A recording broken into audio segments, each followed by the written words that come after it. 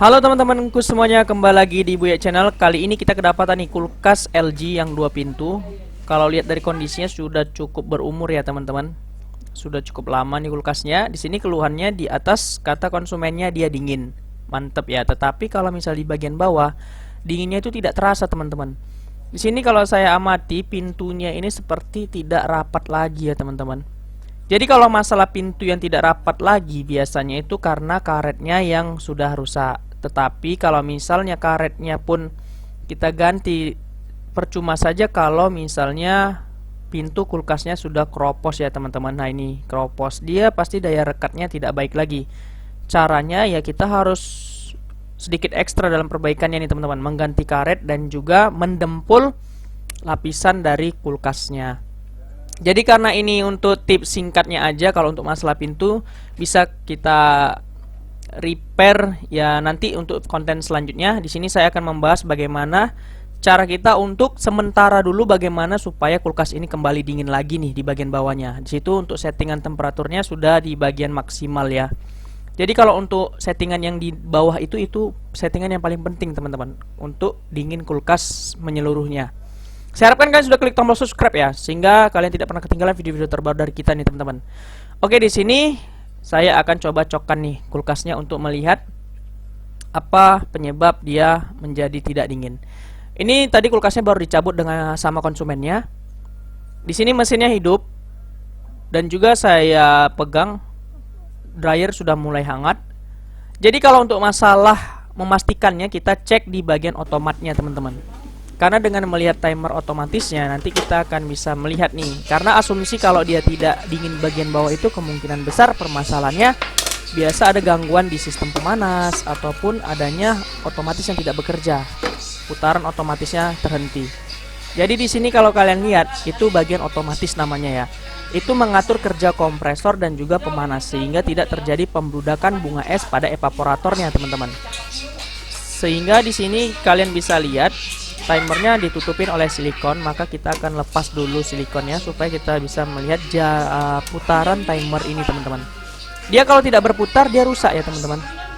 Tapi kalau dia berputar kemungkinan besar timernya bagus. Di sini saya akan lepaskan terlebih dahulu silikon pada timer ini, memang cukup keras. Tapi ini tidak masalah kalau dilepas ya, kita hanya ingin melihat putaran dari timer ini. Ingat, ini saya melakukannya saat posisi kulkas masih terhubung listrik ya.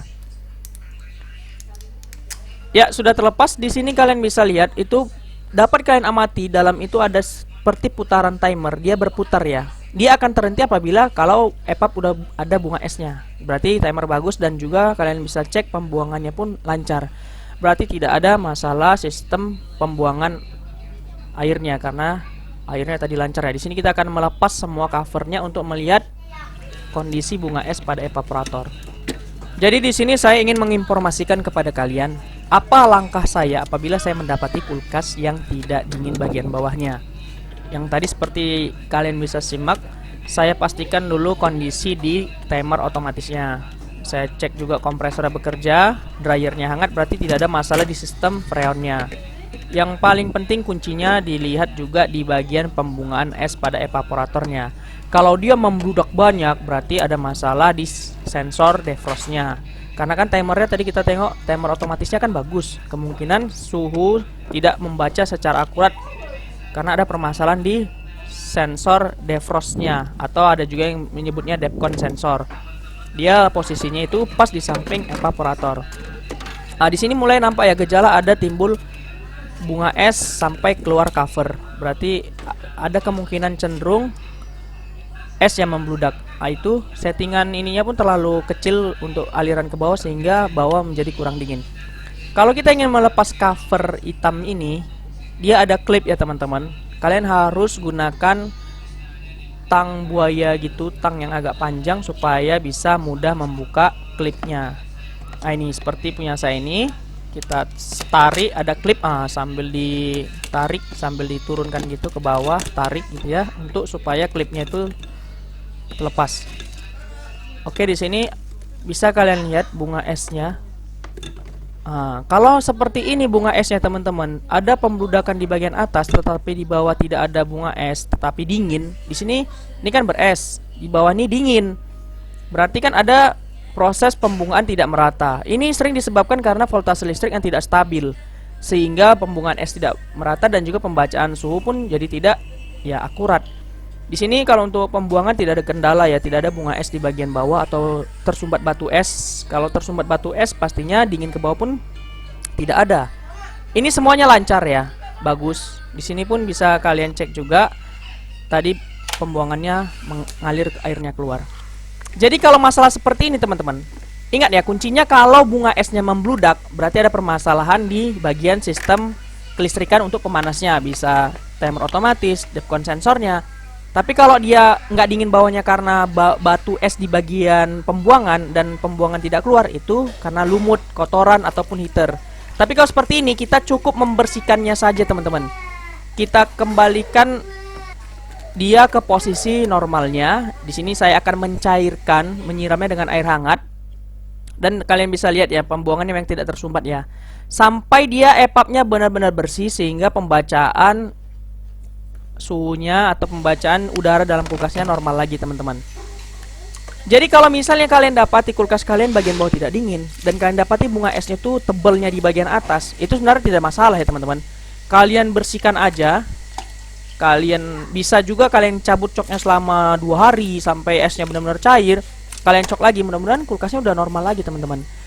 Ini karena voltase listrik yang tidak stabil ya. Karena saya perbaikannya ini di daerah yang listriknya itu dia sering drop teman-teman. Dia di bagian rumahnya itu posisinya agak ke dalam ya, jadi rentan voltase listrik naik turun. Oke, di sini pembuangannya saya lihat lancar dan dia pasti banjir ya teman-teman, karena kan kita siram-siram gitu. Kadang mau juga ada air yang keluar. Di sini saya pasang karet pintu juga untuk sementara. Jadi kalau misalnya kulkasnya udah dingin, tinggal kita melakukan perbaikan pintunya aja nih teman-teman. Nah, ini penting dia karet pintunya udah rapat. Ini untuk sementara ya teman-teman. Jadi di sini akan kami lakukan pengetesan sampai kisaran seminggu. Kalau misalnya nanti sudah oke, mungkin tinggal kebijakan dari konsumennya apakah ingin memperbaiki pintunya atau tidak. Oke, di sini kita pasang kembali teman-teman. Dan video ini sudah saya buat kisaran seminggu yang lalu dan hasilnya berhasil. Jadi untuk kalian bisa menjadi referensi kalian apabila mendapati permasalahan yang sama. Di sini kalau kalian bertanya apa sih fungsi dari settingan pada bagian atas ini untuk lubang aliran udara ke bawah ya. Kalau misal nomor 6, bagian freezer akan sangat dingin karena bagian bawah sedikit lubangnya. Kita buat nomor 1 atau nomor 3 ya. Di sini saya buat nomor 1 agar udara ke bawah itu besar. Oke, saya rapikan kembali dan saya pasang lagi perangkat-perangkat kulkasnya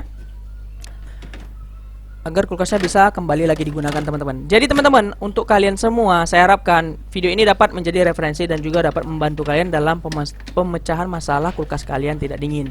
Kurang lebihnya saya minta maaf apabila ada penyampaian saya atau pengambilan gambar yang kurang baik.